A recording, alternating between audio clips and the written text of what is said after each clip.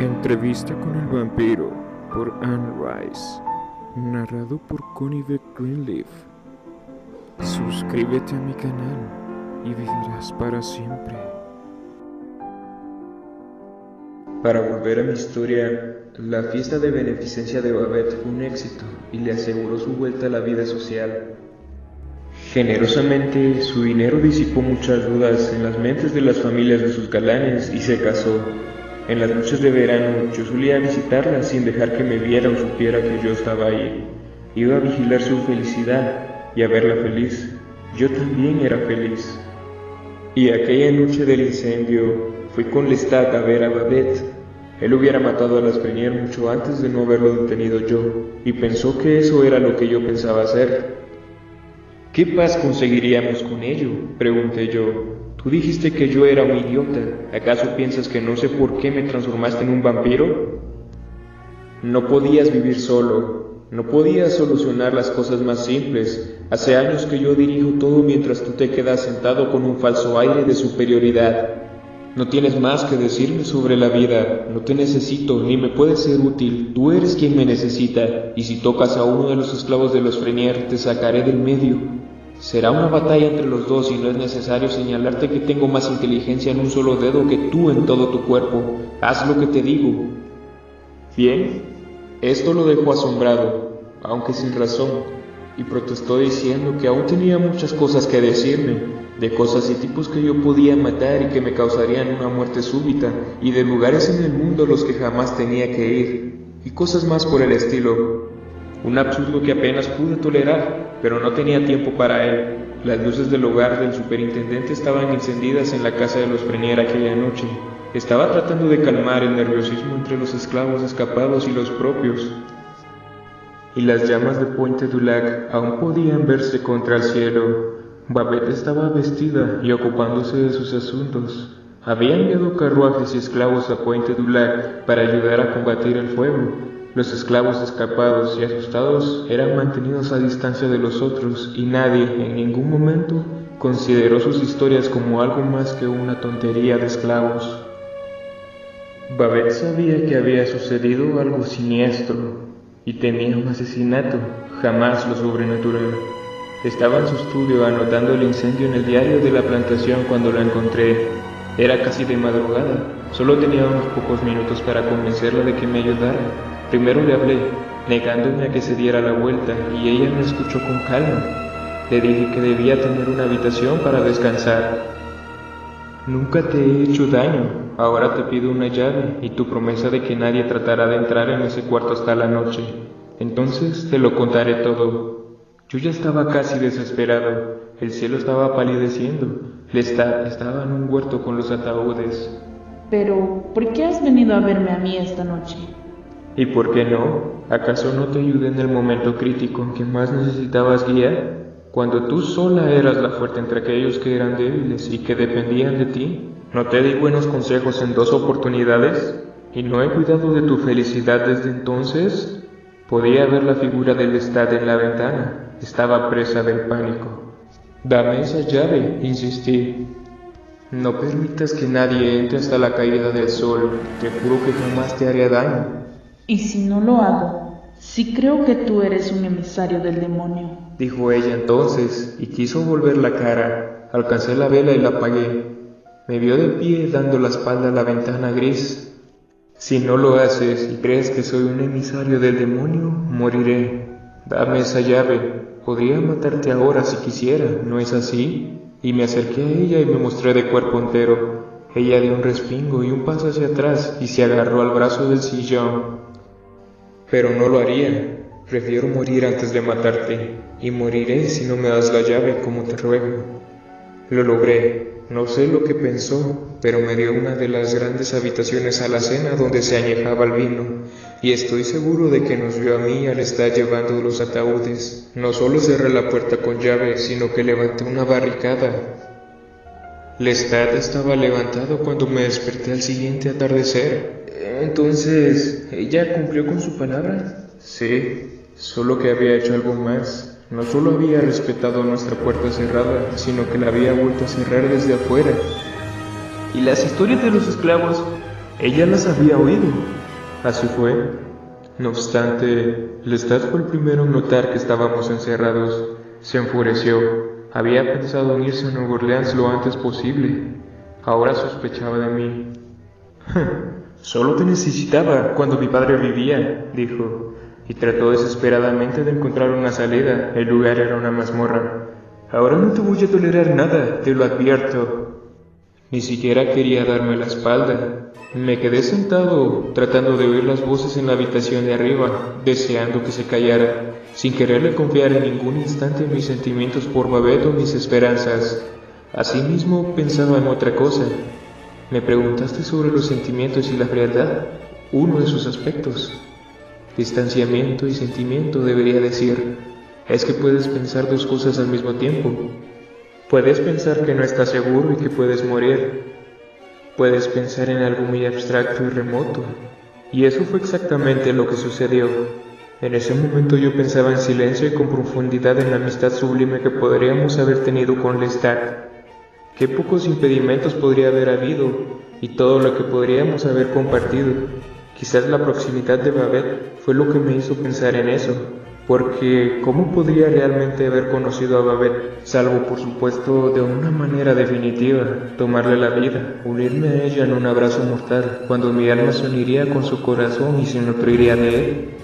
Pero mi alma quería conocer a Babette, sin mi necesidad de matar, sin robarle todo aliento de vida, toda gota de sangre. Pero Lestat, ¿cómo podríamos habernos conocido de haber sido él un hombre de carácter, un hombre aunque solo fuera de algunos pensamientos? Las palabras del anciano volvieron a mí. Lestat, un alumno brillante, un amante de los libros que habían sido quemados. Yo solo conocía al Lestat que despreciaba mi biblioteca, que la llamaba una pila de polvo, que ridiculizaba mis lecturas, mis meditaciones. Me di cuenta entonces de que la casa se aquietaba. De tanto en tanto sonaban unos pasos y crujían unos tablones, por cuyas hendiduras se filtraba una claridad fantástica e irreal. Podía ver a Lestat tocando las paredes de ladrillo con su duro rostro de vampiro convertido en una máscara retorcida de frustración humana. Yo estaba seguro de que ahora debíamos separarnos, de que si fuera necesario yo debía poner un océano entre los dos, y me di cuenta de lo que había tolerado todo ese tiempo debido a mis dudas. Me engañé pensando que me quedaba por el anciano y por mi hermana y su marido, pero me quedé con Lestat porque temía no conocer secretos esenciales que, como vampiro, yo solo debía descubrir, y, lo que es más importante, porque él era el único de mi especie que yo conocía. Jamás me había contado su conversión en vampiro, o dónde podía encontrar a alguien de mi especie. Entonces me afligía mucho, del mismo modo que lo había hecho durante 4 años. Lo odiaba y quería abandonarlo, sin embargo, ¿podía hacerlo? En el ínterin, mientras yo pensaba todo esto, Lestat continuó con sus diatribas. No me necesitaba, no iba a tolerar nada más, y mucho menos una amenaza de los Plenier. Teníamos que estar listos para cuando se abriera la puerta. Recuerda, me dijo finalmente, velocidad y fortaleza no nos pueden igualar en eso. Y el miedo, recuerda siempre dar miedo. Ahora no seas un sentimental, nos harás perder todo. ¿Quieres continuar a solas después de esto?, le pregunté. Quería que él dijese que sí. Yo no tenía la valentía, o al menos no conocía mis sentimientos. «Quiero ir a Nueva Orleans», exclamó. «Simplemente te advertía que no te necesito más, pero para escapar de aquí nos necesitamos. Ni siquiera sabes cómo usar tus poderes. No tienes un sentido innato de lo que eres. Usa tus poderes persuasivos si viene esa mujer, pero si viene acompañada de otro, entonces prepárate para actuar como lo que eres». «¿Qué soy?», le pregunté, porque eso nunca me había parecido tan misericordioso como en ese momento. «¿Qué soy?». Él se disgustó totalmente, se llevó las manos a la cabeza. «Prepárate», dijo ahora haciendo relucir sus magníficos dientes. «Va a matar». De improviso miró los tablones del techo. «Se van a dormir. ¿Los oyes?». En un silencio prolongado, Lestat seguía caminando y yo continuaba sentado allí meditando, devanándome los sesos acerca de lo que debía hacer o decirle a Babette, o aún más profundamente, buscando la respuesta a una pregunta más difícil. ¿Qué sentía yo por Babette? Después de largo rato, una luz relumbró debajo de la puerta. Lestat estaba a punto de saltar encima de quien apareciera. Era Babette, que entró sola con una lámpara. No vi a Lestat, que se quedó detrás de ella mirándome fijamente. Jamás la había visto como entonces. Tenía el pelo arreglado para acostarse, y era una masa de ondas oscuras detrás de su camisón blanco, y su cara estaba llena de tensión y de terror. Esto le daba una apariencia febril, y sus grandes ojos castaños parecían aún más intensos. Como te he dicho, yo amaba su fortaleza y su honestidad, la grandeza de su alma. Yo no sentía pasión por ella, tal como podrías sentirla tú, pero la encontré más atractiva que ninguna mujer que conociera en mi vida mortal, e incluso en el severo camisón sus brazos y sus pechos eran redondos y suaves, y más me pareció un alma fascinante vestida que una carne rica y misteriosa. Yo, que soy duro y preciso y concentrado en un solo propósito, me sentí atraído irresistiblemente por ella. Sabiendo que solo culminaría en la muerte, me alejé al instante, preguntándome si cuando miraba mis ojos, ella los encontraría muertos y exánimes. Tú eres quien se acercó anteriormente a mí. Dijo ella, como si no hubiera estado segura. Y eres el amo de Point de Dulac, lo eres.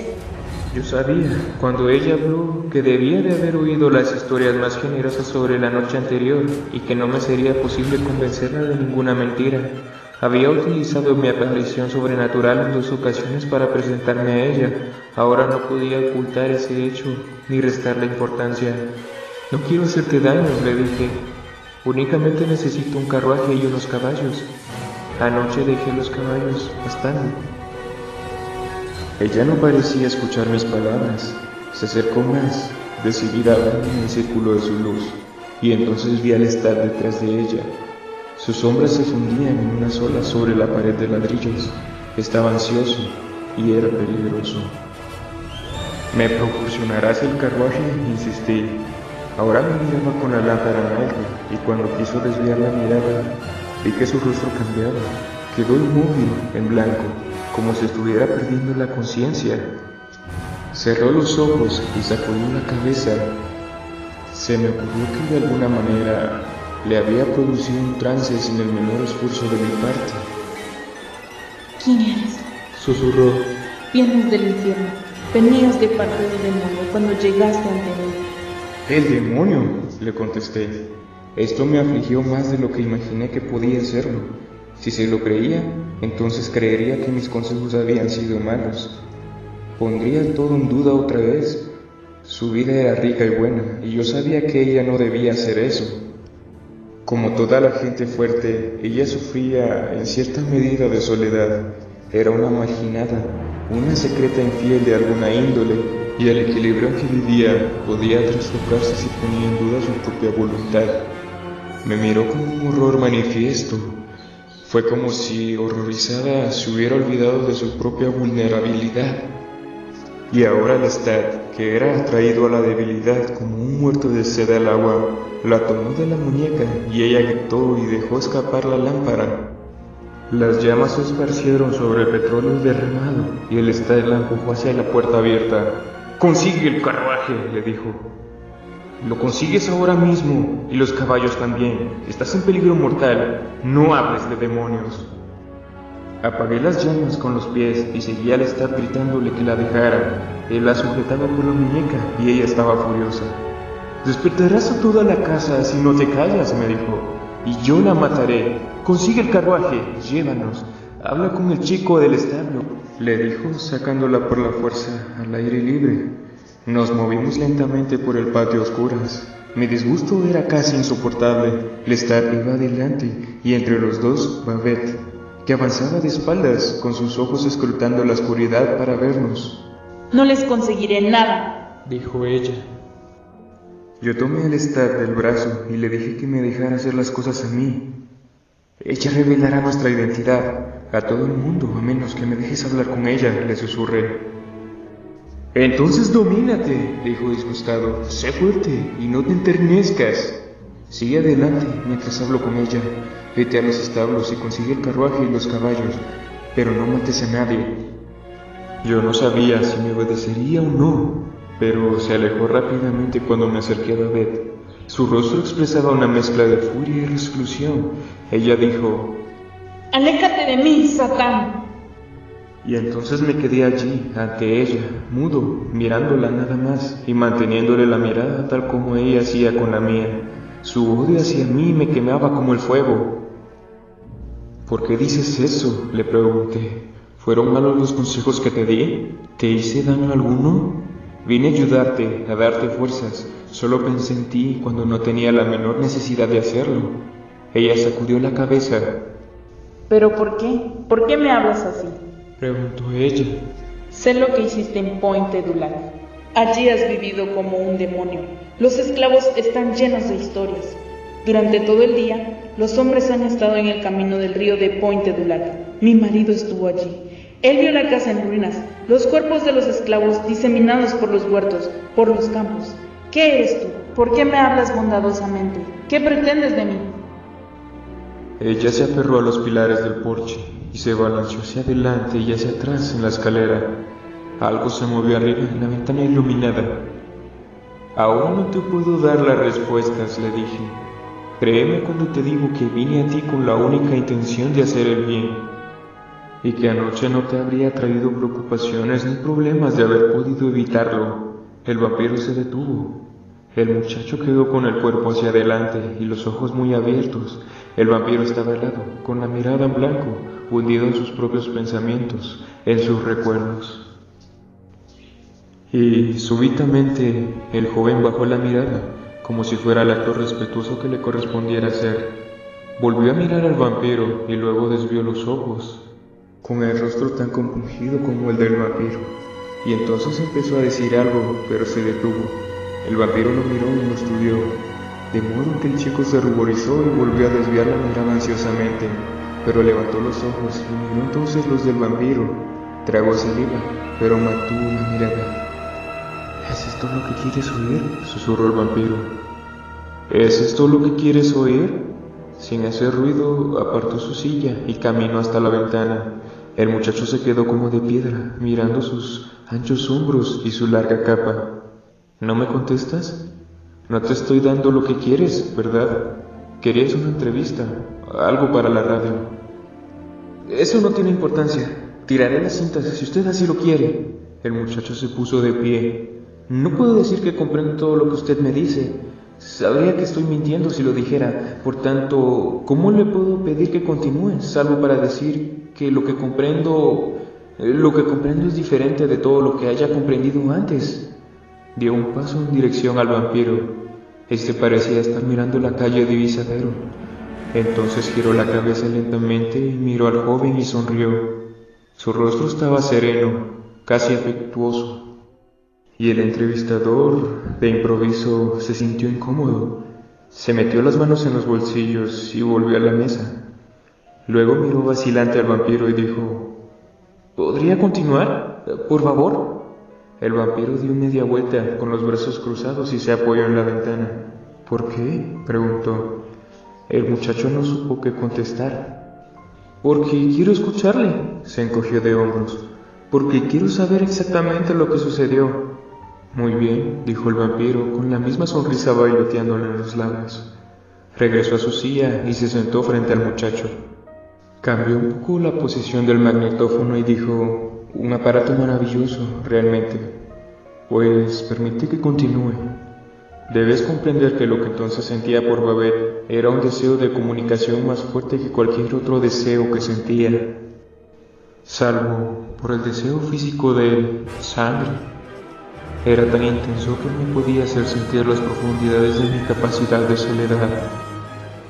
Cuando antes había hablado con ella, había habido una comunicación breve pero directa, que era tan simple y satisfactoria como la de dar la mano a una persona, estrechársela, dejándola ir suavemente.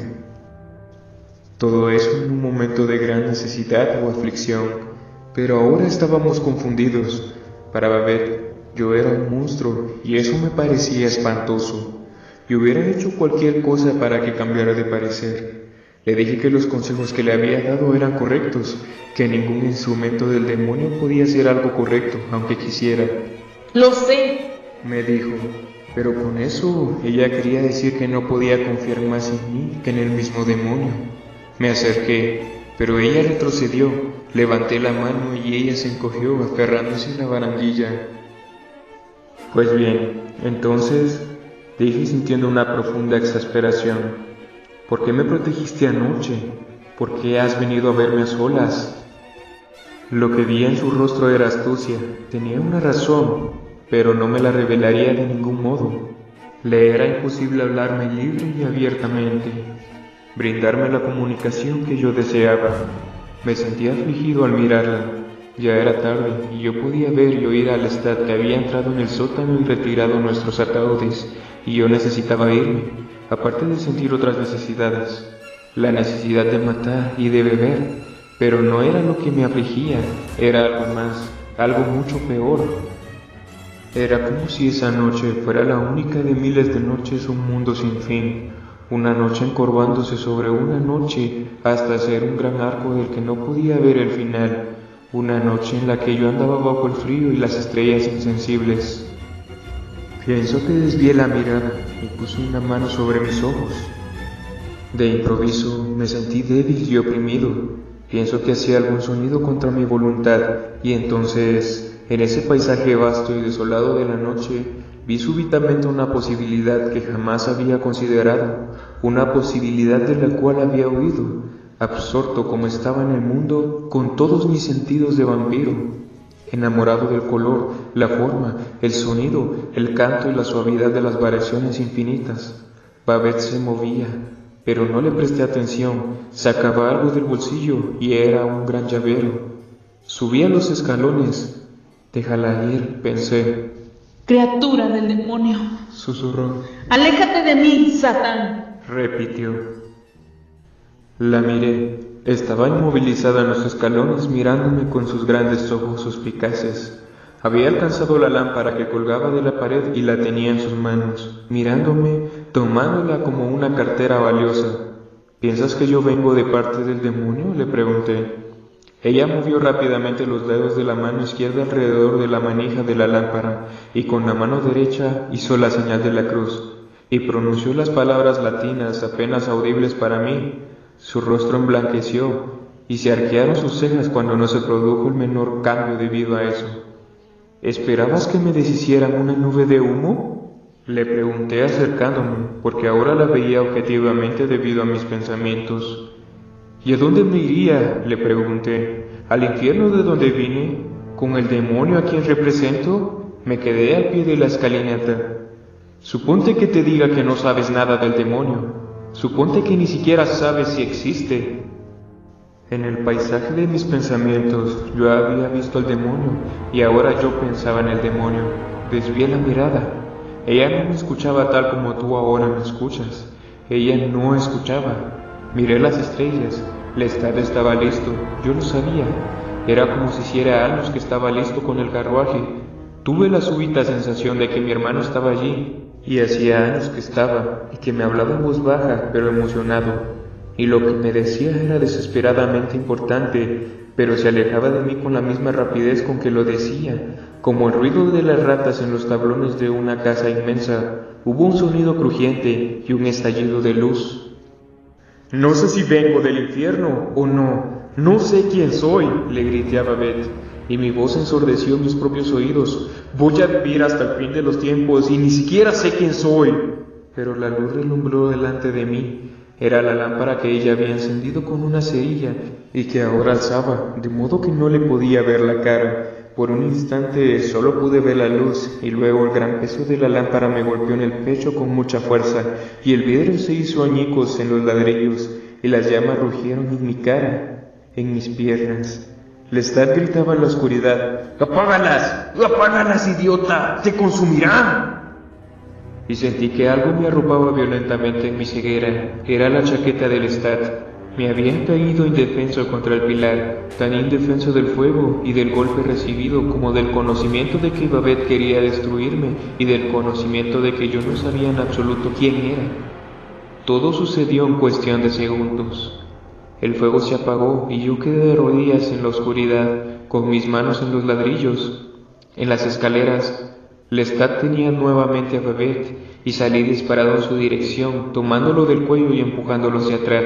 Se volvió hacia mí, enfurecido, y me pateó, pero me agarré de él y lo empujé hasta el pie de la escalinata. Babette estaba petrificada, vi su silueta oscura contra el cielo y el brillo de los ojos. ¡Vámonos entonces!, gritó Lestat, poniéndose de pie. Babette se llevó la mano a la garganta. Mis ojos afectados se esforzaron por verla. Sangraba en el cuello. Recuerda, le dije, podría haberte matado o permitido que él lo hiciera. No lo hice y me llamaste demonio. Estás equivocada. Esto fue Entrevista con el Vampiro, capítulo 7. Suscríbete a mi canal y vivirás para siempre. Te espero en el próximo anochecer.